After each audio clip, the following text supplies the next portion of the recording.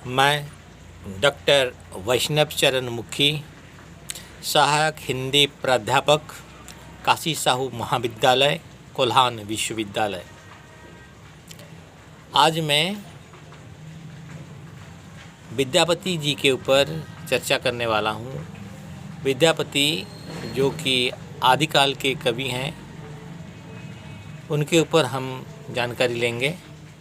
विद्यापति भक्त या श्रृंगारी कवि हैं। भक्ति काल के कवि हैं या श्रृंगार काल के कवि हैं या आदिकाल के कवि हैं। भक्त कवि हैं या श्रृंगारी कवि हैं।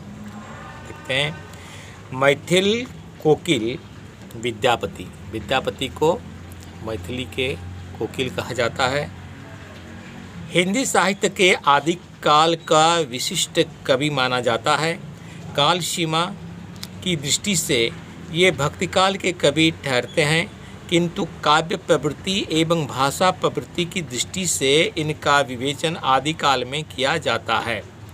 हम काल विभाजन साधारणतया प्रवृत्ति के आधार पर करते हैं, लेकिन विद्यापति के जो लेखन शैली की जो प्रवृत्ति है वो आदिकाल से मिलता है, इसीलिए उनको आदिकाल के कवि कहा जाता है।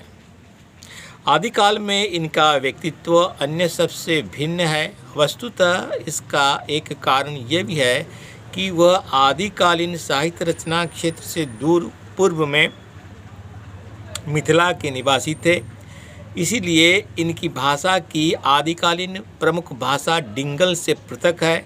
विद्यापति की रचनाएं 3 भाषाओं में मिलती है, संस्कृत, अबहठ और मैथिली। अबहठ में लिखे गए 2 ग्रंथ हैं, कीर्तिलता तथा कीर्तिपताका। इन दोनों काव्य ग्रंथों में वीर और श्रृंगार काव्य दर्शन होते हैं। वीर और श्रृंगार काव्य का दर्शन होते हैं। मैथिली भाषा में लिखा हुआ तथा विद्यापति की लोकप्रियता को बढ़ाने वाला एकमात्र काव्य ग्रंथ उनकी पदावली है। मैथिली भाषा में लिखा हुआ एकमात्र काव्य ग्रंथ उनकी पदावली है, जिसमें क्या है, इसमें बोलचाल की जन भाषा रूपिणी मैथिली का प्रयोग है। इसमें राधा कृष्ण और शिव गौरी की भक्ति विषयक पद है। राधा कृष्ण का वर्णन है, शिव पार्वती जी का वर्णन है। राधा कृष्ण की प्रेम लीला का वर्णन करते हुए विद्यापति ने यौवन काल संबंधी संपूर्ण अनुभवों और क्रियाकलापों का चित्रण किया है। वस्तुतः भागवत ने जिस माधुर्यपूर्ण कृष्ण उपासना को जन्म दिया था, वह जयदेव के गीत गोविंद में अत्यंत व्यवस्थित तथा विकसित रूप में प्रकट हुई थी, और उसी गीत गोविंद का अनुकरण विद्यापति करते हैं। गीत गोविंद की उस मधुर भावना को विद्यापति ने अपनी पदावली में बड़े मधुर रूप में प्रस्तुत किया है। विद्यापति उस गीत गोविंद के पदावली को अपने ही शैली में वो मैथिली भाषा में प्रस्तुत करते हैं। इनकी पदावली के माधुर्य भाव पर मुग्ध होकर लोग इन्हें अभिनव जयदेव कहते हैं। अभिनव मतलब नया जयदेव। जयदेव के बाद भी कोई अगर जयदेव है तो वो है विद्यापति जी। विद्यापति के राधा कृष्ण विषयक श्रृंगार वर्णन को देखकर हिंदी के आलोचक इस संबंध में एक मत नहीं हो पाए हैं कि विद्यापति की श्रृंगार भावना लौकिक है अथवा अलौकिक है। ये लौकिक है या अलौकिक है, ये द्वंद्व का विषय है। श्रृंगारी या भक्ति कवि हैं, आइए जानते हैं। विद्यापति श्रृंगारी कवि हैं या भक्ति के कवि हैं? यह विद्यापति की पदावली के संबंध में प्रमुख प्रश्न है। विद्यापति ने अपने काव्य में 2 प्रकार की प्रवृत्तियों का संयोजन किया है। एक तो राधा कृष्ण विषयक प्रेम एवं श्रृंगार की प्रवृत्ति, और दूसरी भक्ति भाव एवं शांत रस प्रधान शिव और गौरी की स्तुति विषयक पद रचना की प्रवृत्ति। 2 तरह के पद रचना की प्रवृत्ति देखने को मिलते हैं, एक श्रृंगार की, एक शांत की। शिव पार्वती के वर्णन में शांत रस मिलता है, तो राधा कृष्ण के वर्णन में श्रृंगार रस का वर्णन देखने को मिलता है। उपर्युक्त दो प्रवृत्तियों में उनकी भक्ति भावना एवं श्रृंगारी भावना का सामंजस्य न बैठने के कारण विद्वानों में अनेक मतभेद हुए हैं।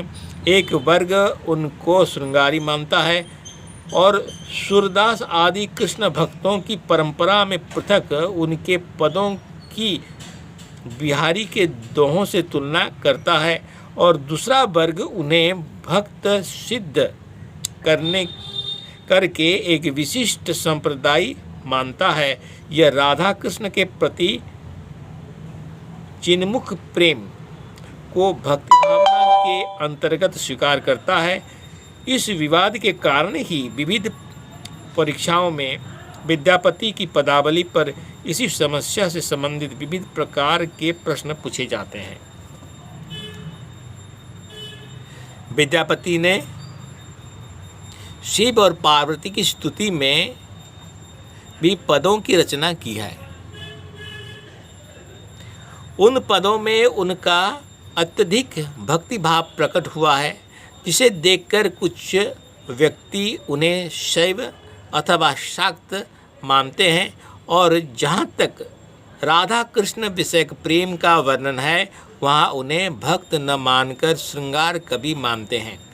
इसके अतिरिक्त बंगाल के वैष्णव चैतन्य संप्रदाय में विद्यापति सातवें रसिक भक्त और उनकी पदावली धार्मिक ग्रंथ मानी जाती है। इस प्रकार विद्यापति के संबंध में अनेक वाद विवाद प्रचलित है। सर्वप्रथम हम इन्हें श्रृंगारी कवि मानने